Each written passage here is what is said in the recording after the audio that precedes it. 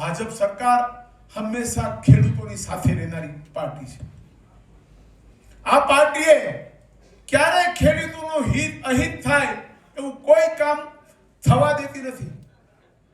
ખાલી આપણા થોડુંક તમે દાખલો આપો કે થોડો વરસાદ પડી ગયો, આપણી માંડવી પલરી ન પલરી, પણ તમે જોયું હશે કે આપણા તાલુકામાં આ વરસાદ કમોસમી વરસાદને કારણે આપણા ચોમાસુ પાકને ખરાબ અસર થઈ।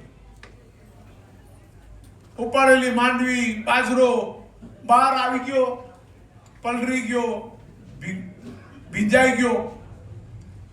થોડી તમારી રજૂઆતને અમે બધાએ પણ ધ્યાને લીધે અમે પણ જોયું।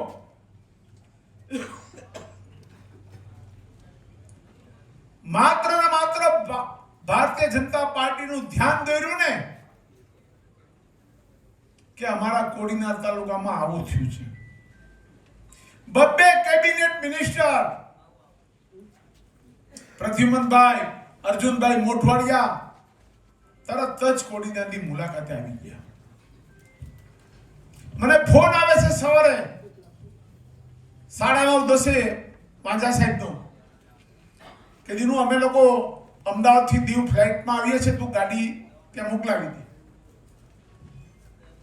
હજુ તો એ લોકો એરપોર્ટ પહોંચ્યા છે 10, 10:15, 10:30, ત્યાં પાછો વાંજા સાહેબનો ફોન આવે છે કે બીજી પણ બધી વ્યવસ્થા રાખો, મુખ્યમંત્રી શ્રી પણ અત્યારે દીવ આવે છે।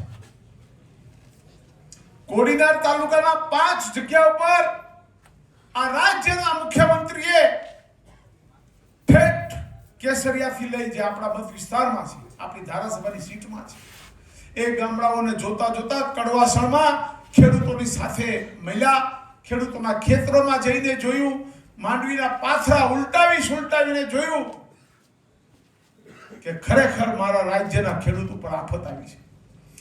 મિત્રો 10,000 કરોડનું પેકેજ આપ્યું ગુજરાત સરકારે, 10,000 કરોડ।